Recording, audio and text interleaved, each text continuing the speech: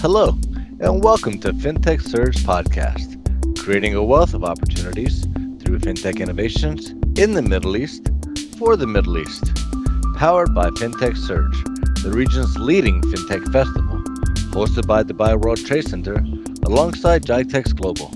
We're here with Kosta Du, co founder and CEO at Dapio. Thanks for joining us, Kosta. Hi, Stephen. Thank you for inviting me. Great. And for those are unfamiliar with Dapio, it is a payment app that allows any Android smartphone to act as a card reader directly, so you can get paid wherever you are and whenever you need. And Costa, we always start these episodes with one simple question, and it was really the heart of the matter. And that question is, what does fintech mean to you, Costa? For me, fintech was always like a pain relief for the consumers or business needs. It's kind of a combination of the latest technology, some existing legacy banking infrastructure to be used, and a completely fresh, completely brand new user experience that every single fintech company can bring into the world. Great, great. So, I mean, I think that you kind of hit the nail on the head that fintech in general is designed for the user, right? The better the fintech works, the more accessible it is to the entire world, right? Exactly, and it's as well about bringing in more people to utilize the financial services and to combat the financial literacy and get more users to get more convenient usage of the technology and definitely to provide much more affordable services to the wider community of users. Great, and I think that that's the big point that you just mentioned. The affordability that fintech actually offers. A lot of times when we think about finance, we think about expenses. Whenever, the truth is, fintech can actually cut down on expenses for both the consumer and the merchants. That's very true. That's what exactly where we are going to bring to the market. It's because we definitely want to lower the cost of payment acceptance, and again to introduce these to much wider audiences. Because especially because of the COVID impact happened quite recently, almost every individual decided to get a side hustle just to ensure his near future to have some money to pay bills. That's why we definitely wanted to provide an elegant solution that will always sit in your pocket and will allow you to take a payment whenever you are, whenever you want it. Yeah, absolutely. And I think that, from listening to you just from the very beginning, it really seems like you understand the needs of the market, especially the needs of the merchants who are trying to, like you said, maybe be a freelancer, or the needs of the freelancers customers that just need to be able to make the payment so they can receive the service. And so it kind of makes me wonder what actually comes first in fintech. So obviously fintech stands for finance technology. Is it something that you developed a passion for technology and decided to use that technology to create a fintech financial solution, or did you have a passion for finances and you decided to implement technology to solve a financial need? Steven, I would say I definitely want to put fintech slightly beyond of that just a technology or financial services. It's something that embraces not just the technology or financial sources, it's also about the user experience and what each fintech does to easier the usage of the payment acceptance and definitely usage of any other financial services. Because our idea at Dapio is to make a trade easier. That's what we decided to do. And the tap to pay solution is just a tiny fraction of what we definitely want to build. Great, great. And so, it seems like you really built Dapio with the customer in mind. And at what point did you decide, hey, this is a problem that needs to be addressed? And so, how did you decide? Okay, Dapio is what needs to happen. I need to go ahead and create a solution for this need. Thank you for the question. I believe I do have a certain point when it hit my brain because I have a story. Before Dapio, we dealt with traditional card machines, and during COVID and when it got easier, a nail artist visited my wife to give a nail job to my wife, and every single time the artist visited my wife sent me her bank details to do a wire transfer. That day, believe it or not, I had to do, let's say, a manual entry of what banking details of that artist to do a manual wire transfer. That day, I thought, why all of these gig economy people, freelancers, they don't have an elegant solution to accept payments? It's because it was my personal nightmare. But after a while, I realized that all of these micro businesses and solo traders are basically excluded out of the banking footprint and banking interest because of their low turnover, and the bank is not able to afford to buy and to invest into a proper card machine to give to these group of people, of freelancers, gig economy, moving economy guys.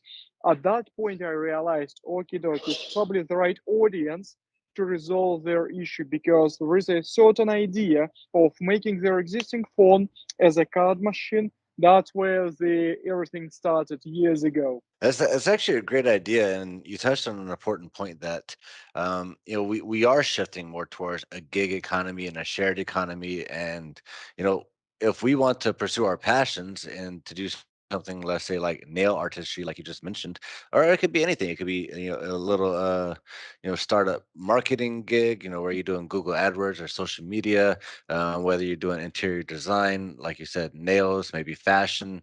These are all things that the economy encourages us now to go out and pursue our passions and to really find the sort of creative ways to make a living in this world.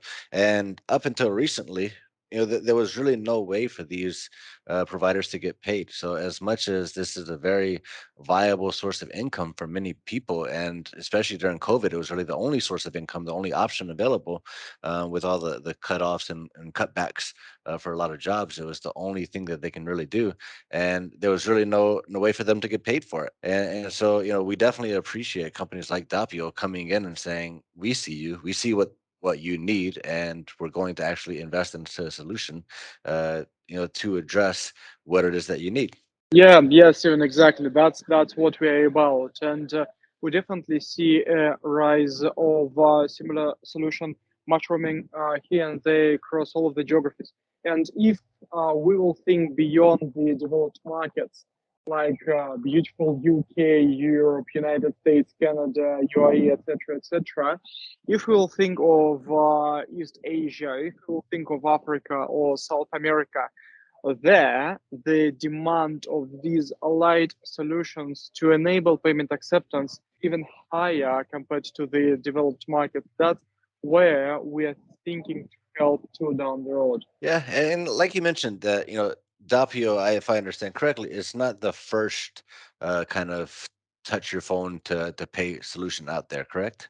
Yes, we are not. There are a couple of examples, but the entire initiative was driven by the card schemes, Visa, MasterCard, and definitely the EMB cohort. They issued the latest standard as soon as the Android operational system became more secured or secured enough to deal with payments. And yeah, it's definitely driven by the big guys. And we at Dapio, we do cover the last mile, and we deliver their very big initiative to the real consumers, real users. That's kind of our job and our belief. That's amazing. And as you mentioned that, some of the bigger names like Visa and Mastercard were some of the first ones to sort of jump on this sort of trend where you can, tap your phone to make payments and to receive payments. So, if you could tell us, what is it that sets Dapio apart? And I'm asking that just, how do you go about creating, launching, and scaling a payment app whenever people might be recognizing Mastercard and Visa as opposed to Dapio? How do you stand out, and how do you scale a solution like that? Thanks, Steven. Today at Dapio, we are doing a lot of endeavor to help and support young businesses, small businesses, micro businesses. I wouldn't say we do want to position ourselves as the only payment acceptance tool, but at the same time, we definitely want to win a role to always be sitting and ready for taking payments. Because you need to use Dapio, you definitely need nothing. You do not need to any additional piece of hardware. We will be always sitting by default in your phone. At the same time, I have a quite interesting use case to bring in to talk about. Last year, we launched with a brand of Zambezi in the United States, and we became the default payment application on this Zambezi ecosystem for the US audience because they built the smartphone that pays back to their users. And again, we're just sitting there by default, and we are always ready when the customer, basically the micro business or a solo trader, wants to be paid. That's the role we want to take. That's amazing, and it's good to see that you understand what your position is in the market, and you actually have a plan for moving forward in the future. And so that kind of brings me to the question that we're seeing technology just really evolving at lightning paces these days. I mean, the iPhone alone came out in 2007, so it's only really been around for 15 years, and now we pretty much rely on our Android phones and our iPhones to do everything from connecting with people on social apps, which social media has taken a whole new life of its own. Payment solutions, everything is pretty much managed through our smartphone, and this has only really happened within the last 10 or 15 years. So looking forward, with how fast technology evolves the way that we operate throughout our daily lives, how does a tech company stay ahead of the curve and stay relevant in a continuously evolving market? I would say it's not only about the potential competition within the fintech market. It's because every single year we are witnessing a massive rise of new people joining businesses. It's because, again, referring to studies about the around the millennials and their intention, almost 60% of them they do want to have their own business down the road, or they just doing something as a side business. That's why we should consider almost every single individual as an independent micro business who will be conducting some activities. That's why I wouldn't say we will be short on the market demand. Instead, I do believe in the market rise, and because quite recently I came across of the idea that these days payments took the first place even before food, because if you want food nowadays for the majority of people, you need to pay for it. That's why first you pay and then you have a piece of bread to eat. That's why, based on the Maslow pyramid, you definitely need to place payments underneath of everything, and only then you will get food, accommodation, etc., etc. Yeah, I guess Maslow's hierarchy should have added payment solutions at the bottom of the pyramid, correct? Yeah, exactly. That's what I'm talking about. That's a very interesting way of looking at it, and it's really refreshing to understand how aware you are of the market, and I guess it really comes down to understanding the market, understanding the demands, and coming up with the right product for the right user at the right time in the right place as well. Kind of like as I was saying before, that just 10 or 15 years ago, the solutions that we're coming up with, there wouldn't have been a demand for it because there really wasn't the tools even to act as a catalyst for a lot of these innovations. And with technology changing so fast, it's really exciting to see how companies like Dapio are aware of what the needs of the market are, and you're coming up with solutions to fit those needs in the right time. Yeah, definitely. At the same time, I would say that we are now live in the slowest time we ever witnessed, because next year will be much faster. Next couple of years will be even faster than the next year, because the technologies will appear, but at the same time, We're definitely aware of the maybe even more modern payment schemes like QR payments by some Asian providers. At the same time, we should understand that regardless all of these rise of completely new payment acceptance interfaces, interaction interfaces, Visa and Mastercard will stay with us for quite a while, and as a proper payment provider you should consider enabling these, let's say, the most popular payment schemes first, and then introduce additional things like open banking, QR payments, phone-to-phone payments, etc., etc. But you definitely, first of all, should tick the boxes with the fundamental payment schemes and keep them by default. That's what your consumers will expect. Because when I'm going to a local small shop and they don't accept my American Express card, probably I will not go to this particular shop next time. It's because for as a consumer, for me, it's inconvenient. That's why at Dapio in particular, we definitely want to introduce as many as possible payment acceptance rails. Absolutely, and as you mentioned, I mean, this is really if you're not offering the solutions for making consumers' lives convenient to do business with you, then there's so many options out there that they're not going to necessarily complain. They're not going to try to figure out a solution. They're just going to go somewhere else. And I mean, even I've been in Dubai now for 7 years, and I remember when I first came to Dubai there was a lot of merchants, even in the mall, taxi drivers that were not accepting any form of card payments, which means that if you needed to get a cab to go somewhere, your first job was to look for an ATM and then pull out cash and then go ahead and find that cab to go to where you needed to go, which wasn't always an easy task if you didn't have a car to get there. So I mean, honestly, the Yes, the the Steven, payment.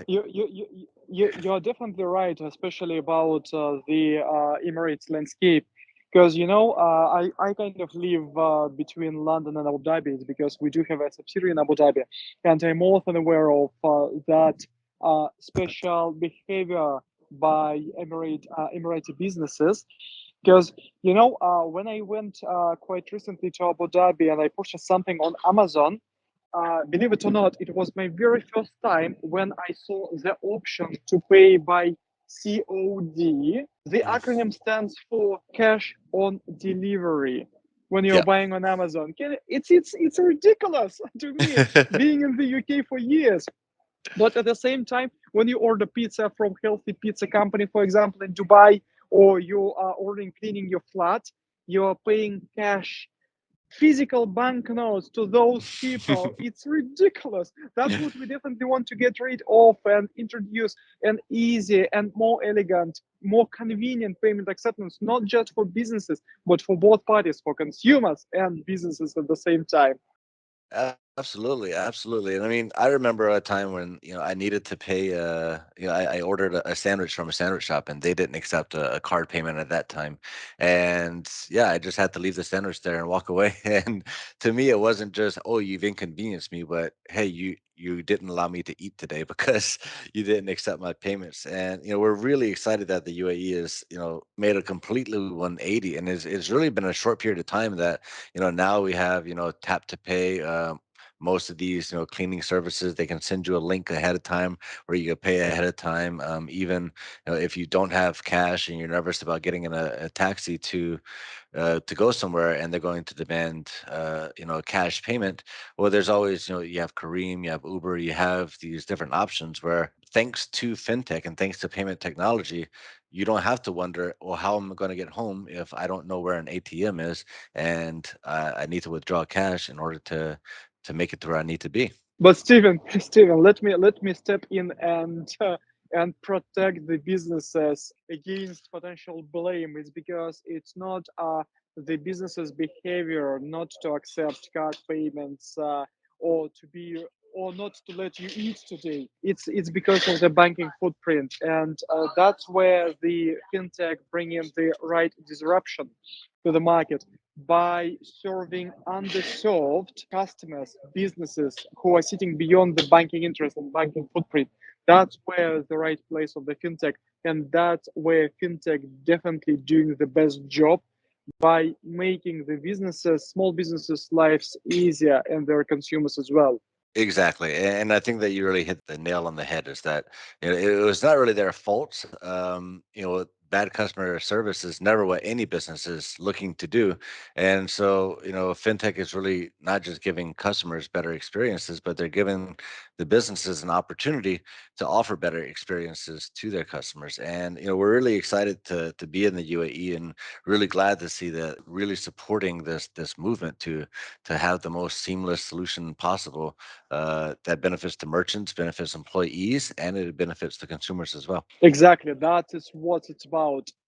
It is about consumer interaction, it's about convenience, it's about technologies, the latest ones, by utilizing the legacy banking capabilities and not reinventing the wheel, but Mhm. picking back on what was invented as in place for years, but introduce a completely different way to interact with.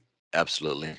And, we've talked a lot about, how quickly times have changed, especially in the world of Paytech, just with mobile devices being a fairly new technology and being able to pay with contactless payments through our mobile devices.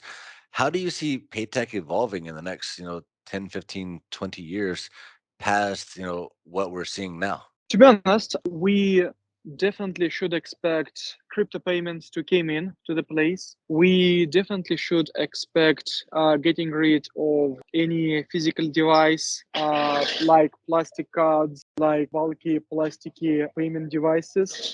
Definitely the third trend, it's cashless. I do believe in a matter of the next 5-10 years, we will not be able to utilize any banknotes, even in UAE if you want. Mhm. And definitely the appearance of government cryptocurrencies based on the blockchain, that's what definitely should take place.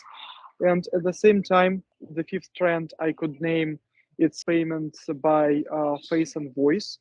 That's what we at Dapio are concepting at the moment, like Dapio voice payments.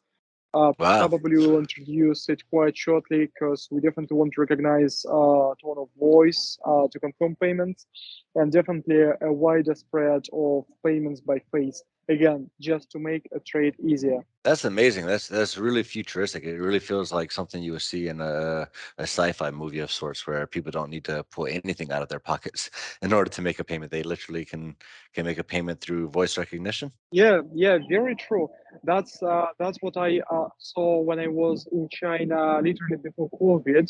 My partner, he bought a bottle of water from a vending machine just by smiling against it to confirm the payment of 5 yuan, something like this. And it Hmm. was quite successful use case, especially for micropayments. Wow, wow, that really is amazing. So this is a technology that's already not just being conceptualized, but it's actually being put into use. Yeah, yeah, very true. I saw a couple of use cases of using your fingerprint to confirm the payment, but Mhm. I think it's too difficult to do, and it will require people to touch some devices. What people I don't think will be happy to touch, because now everything is go contactless, because people like just to smile, and it's kind of a friendly action in front of the cashier. Yeah, absolutely. And I mean, look, eye prints and facial recognition has really come a long way as well. I mean, that's not something we typically talk about in fintech conversations, but I mean, these machines now can recognize your face in a split second, and I think that that's a great way to confirm payments. Especially, we all rely on our smartphones for everything, and I don't know anybody that sits down anywhere and doesn't have their smartphone sitting right next to them on the table. But I always do wonder what happens when you run out of battery. If your whole life is activated straight up through one device, well, when you run out of battery, you know, what happens to your life? Are you able to do anything at that point? So, I definitely think that these sort of innate payment methods, such as facial recognition, that could be really the future, right?